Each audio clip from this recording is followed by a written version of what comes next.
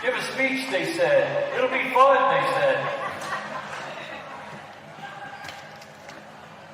Wow.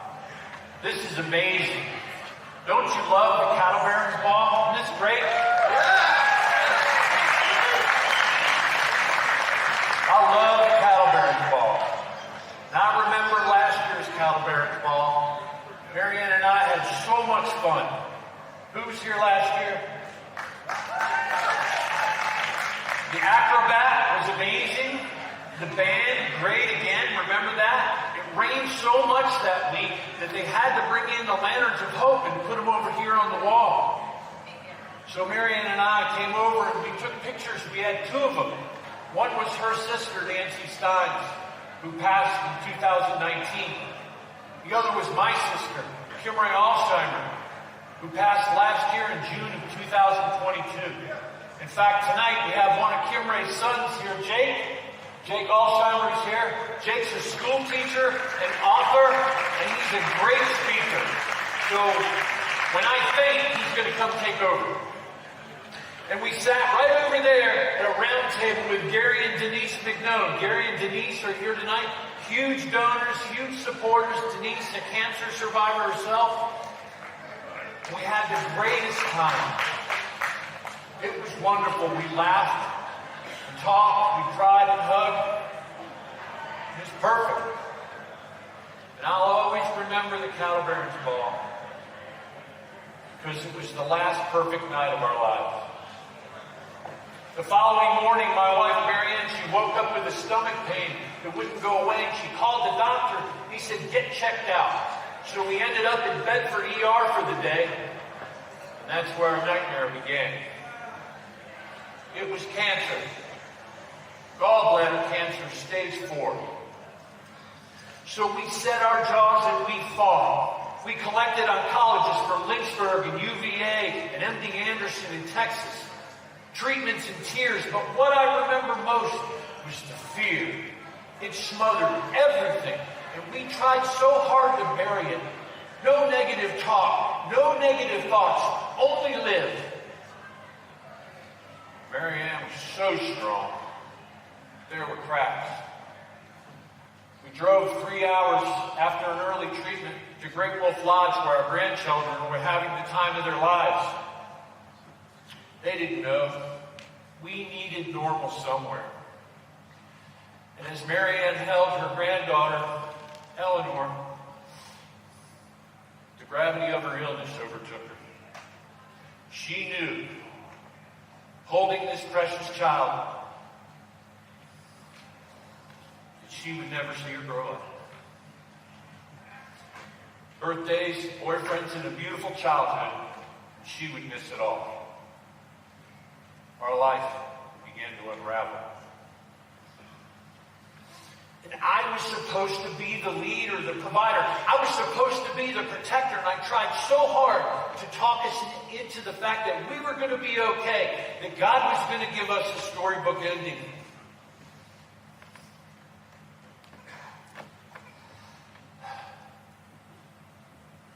But focusing at work was hard. And the nights and the early mornings were filled with blankets and meds and hot water bottles and protein shakes and walking the dog and carrying everything upstairs and carrying everything downstairs to make sure she got in bed at night and out of bed in the morning.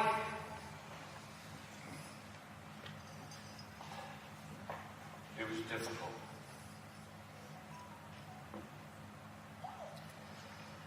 And the problem was that I felt so guilty because I wasn't dying. I wasn't the one with cancer. And I surely wasn't saving it. And Marianne was determined to live at least 8 years to match the length of the battle that Nancy had fought. But after a few months, those 8 years turned into 5. Then 2. And by Christmas, all she wanted was to hear her granddaughter say, "Grandma." And Grandma loved her grandbabies.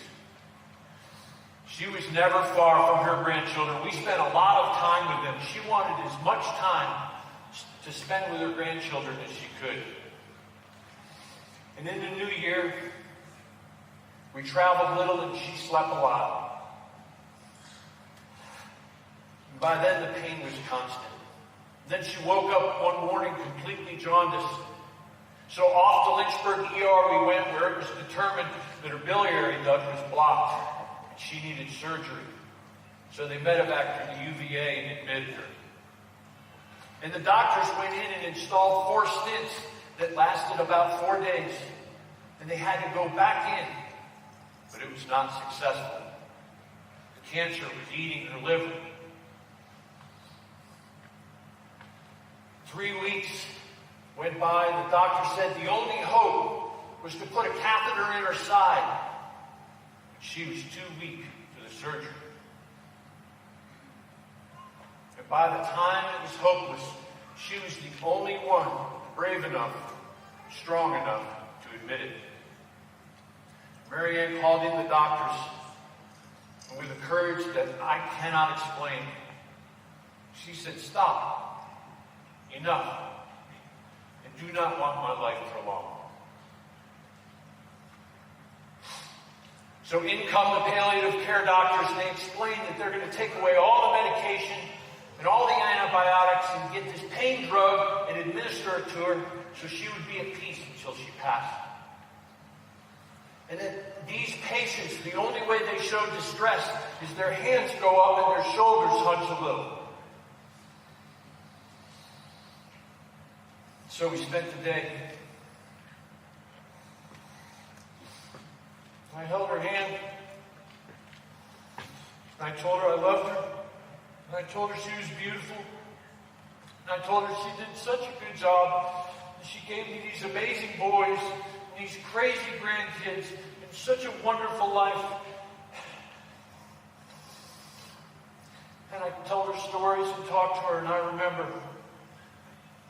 that it was 6:30 at night, and I was holding her, and her hand moved.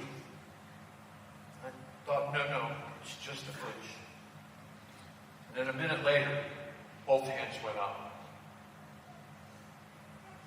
And I felt this great wall of shame hit me. I couldn't believe I'd spent the day with her, and I was supposed to be helping. She was not supposed to be in pain, and she was in distress, and I called the nurse. And the nurse came in, and we discovered she was supposed to have pain meds every hour, and it had been 2.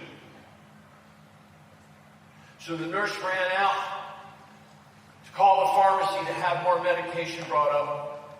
And I sat down, and I held her, and I hugged her, and I said, "I'm so sorry, baby. We've got pain meds coming. We'll fix this, I promise." And it seemed like forever. And it was probably just a couple of minutes, so I picked up the phone, I called the nurse's station, and I said, "Listen to me. I have been living in this room for 3 weeks. I know right now you are doing a shift change. Don't you forget her. Don't forget my wife. She needs her medication."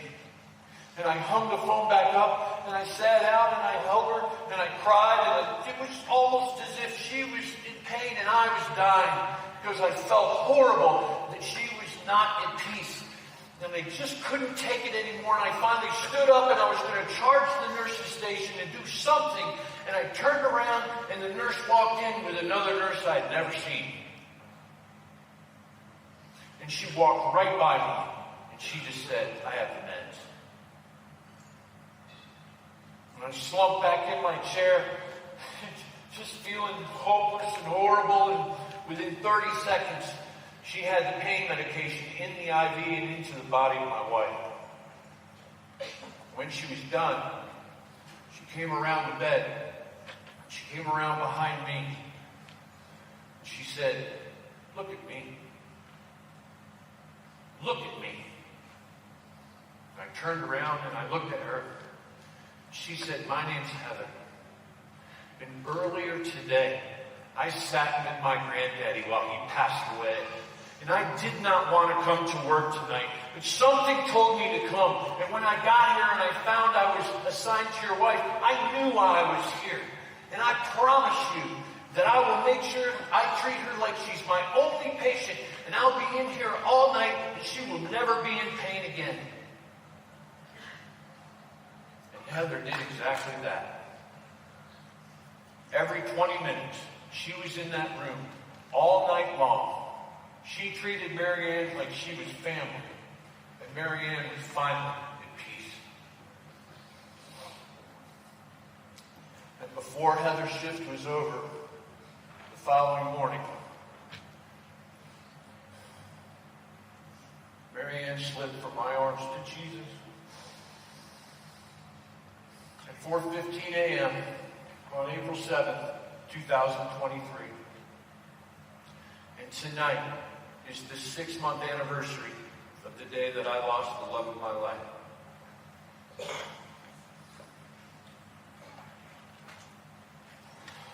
Thank you for allowing me to honor the life of Mary Ann Kraft. Now, I believe that even in the greatest tragedies, God uses us. He uses people like Heather, who will tell you she was just doing her job. But to me, in that moment, Heather was a miracle. And I believe that God knew the hour of Mary Ann's passing. And he decided that she had been in enough pain. And he used Heather to make sure that she was at peace for her final hours on earth. Tonight, I would like you to join me so that we could be like Heather and allow God to use us for the greater good. Tonight, we have a job to do. We're here at the Cattle Barons Ball to raise money to save lives, perhaps millions of lives, from the ravages of cancer. And maybe there's a miracle ahead of us, but only like Heather, if we go to work. And that work is giving. Now, I couldn't save Mary Ann, but I can do something now, and so can you.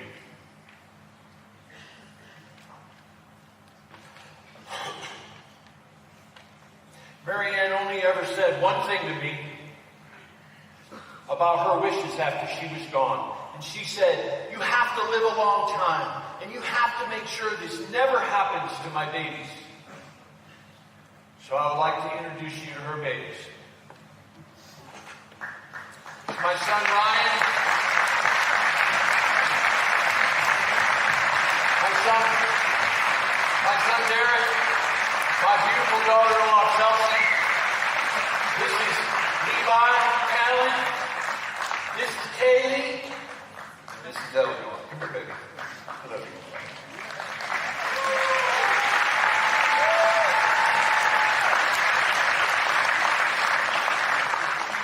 Mary Ann's wish is now my dream. In my lifetime, I want to be able to look in the eyes of these children and tell them, you will never, ever, ever have to fear cancer.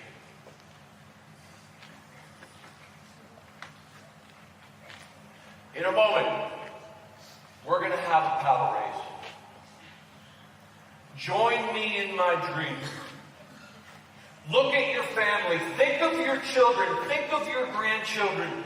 And when you raise your paddle, know that maybe because of the work we're doing here tonight, that someday you can look at them and say, you will never, ever, ever have to fear cancer. Tonight is our night. Tonight is our hope. Tonight, right now, we can make a difference. Maybe a miracle. Let's end cancer as we know it for everyone. Would you help me?